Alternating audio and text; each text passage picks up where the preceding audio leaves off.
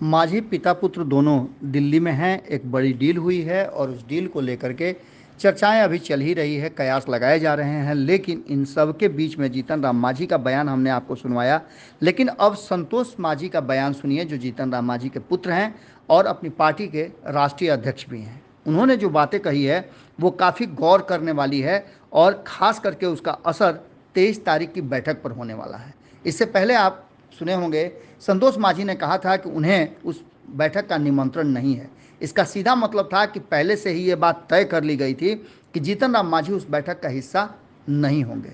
हमने सवाल तब भी खड़े किए थे जब संतोष मांझी जीतन राम मांझी से बातचीत भी नहीं की गई थी, न उन्हें किसी राज्य के मुख्यमंत्री या किसी दल के नेता से मिलने के लिए कहा गया था। इन सारी बातों को लेकर के अब जबकि सारा मामला सुलझ गया है और जीतन राम मांझी ने अपने आप को कहाँ है ये बात बता दिया है, उसके बाद की कहानी हम आपको बता रहे हैं। और जीतन राम मांझी ने अनाउंस कर दिया है कि वो अब एनडीए का हिस्सा हैं, तो आप समझ सकते हैं कि मामला सलट गया है। लेकिन इसके बाद जो संतोष मांझी ने एक बड़ा खुलासा किया है कि बारात से पहले दूल्हा ही किडनैप हो गया है। नीतीश कुमार पिछले 3 दिनों से लगातार अस्वस्थ चल रहे हैं, जो जानकारी मिली है।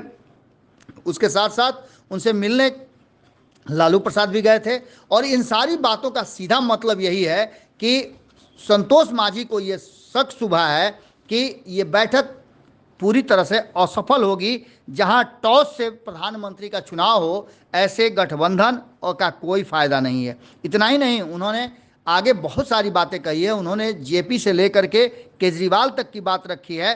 लेकिन अपने छोटे संबोधन में, छोटी सी बातचीत के दौरान उन्होंने लालू और नीतीश के रिश्तों से लेकर के सारी बातों को लगभग खोल करके रख दिया है। आप सुनिए क्या कहा है।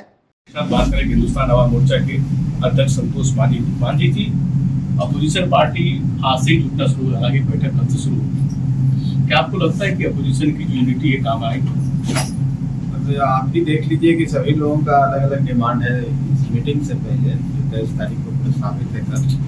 और कोई कह रहा है कि हमको अध्यादेश की बात करें तभी हम आएंगे, कोई कह रहे हैं कि एक पार्टी नहीं रहेगी तब आएंगे, कोई पहले से ट्वीट कर रहे हैं कि अगले प्रधानमंत्री जी को जन्मदिन की बधाई हो, और बहुत सारी ऐसी बातें हैं। तो उनके मत भिन्नता जो है ना, उनके विचारों में जो भिन्नता पहले ही नजर आ रही है, कुछ डिमांड्स के साथ, कुछ कंडीशन के साथ आ रहे हैं। और ऐसा लगता है कि उन लोग 18 पार्टियों का अगर गठजोड़ यहाँ पर आ रहा है कल, और 18 प्रधानमंत्री कैंडिडेट आ रहे हैं, जो अपने को प्रधानमंत्री कैंडिडेट इस चाह में आ रहे हैं कि 18 दल अगर हमको सब मिल के प्रधानमंत्री बना देता है तो हम लोग की ताकत बढ़ेगी और हम भी प्रधानमंत्री बन सकते हैं। और दूसरी बात है कि जो होस्ट हैं, जो पूरे देश में घूम करके लोगों को इकट्ठा करने का काम कर रहे हैं, वो उन समय में उनके जो राष्ट्रीय अध्यक्ष बोलते हैं कि प्रधानमंत्री के रेस में नहीं।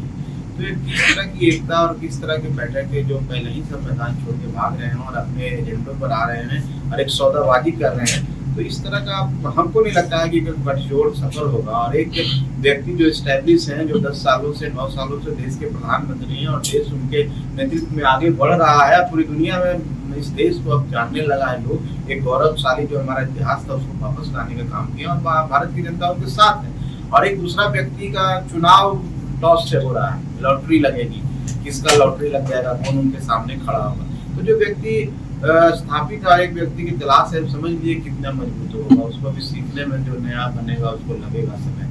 तो हम भी समझते हैं किस तरह से कुछ निकलना है। अमृत मंथन से यहाँ पर समुद्र मंथन से अमृत नहीं निकल रहा है, और पीस निकलेगा। पीस इसलिए निकलेगा कि मन से लोग साथ नहीं आ रहे, अपने अपने एजेंडा, हिडन एजेंडा लेके आ रहे हैं। तो ये बैठक पूरी तरह से सफल रहेगा और इसके हमारे हक हथियाने की बात है। इस तरह के लोग कोई सार्थक प्रयास नहीं कर सकते। ऐसे लोग का प्रयास हमेशा निरर्थक जाता है। आप सच्चे मन से जुड़ेंगे, एक साथ होने की बात करेंगे, और देश हित में अगर आपको कुर्बानी देने की क्षमता है। सब जयप्रकाश नारायण जी के आंदोलन में थे, किनके कारण कांग्रेस को लेकर के हम लोग जेल गए थे, कांग्रेस के खिलाफ, उसी की गोद में जाने की बात कर रहे हैं। तो ये सब बेकार बातें हैं। हम समझते हैं नरेंद्र भाई मोदी जी का कोई विकल्प नहीं है इस देश में, अभी भी प्रधानमंत्री हैं, आगे भी प्रधानमंत्री रहेंगे, और उन्हीं के नेतृत्व में देश आगे बढ़ेगा। और यहाँ की जनता जो हमारी मतदाता है उनको आशीर्वाद दे रही है, देती रहेगी। बाकी सब फिजूल की बात। बिहार की जनता भी इस बार लोकसभा के चुनाव में आशीर्वाद देगी मोदी जी को? निश्चित तौर पर देगी। जनता साथ में है। आप 39 सीट हम लोग पिछली बार जीते थे उनके नेतृत्व में, इस बार 40 भी जीत सकते हैं। बिल्कुल, बहुत उम्मीद है। और जिस तरीके से बिहार की बैठक का सवाल है, लगातार इनका ये कहना है कि जिस तरीके से बैठक से पहले अगर ये वीडियो पसंद आई और वह बिहार के राजनीति और बिहारियत से सरोकार रखेनी तो सब्सक्राइब बटन दबा के चैनल के सब्सक्राइब कर ली। ओजे एगो घंटी बा, ओकरा बटन दबा देला से कुल सटीक और मारक खबर रुआ मुफ्त में मिल जाई। अगर रुआ पत्रकारिता के हमनी के नया प्रयोग में सहयोग कर चाहतानी तो ज्वाइन बटन दबा दी। पेटीएम नंबर नोट कर ली 9386816700। धन्यवाद।